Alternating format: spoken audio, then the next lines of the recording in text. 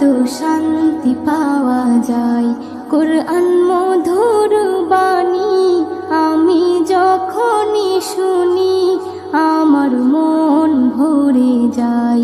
কোরআন মধুর বাণী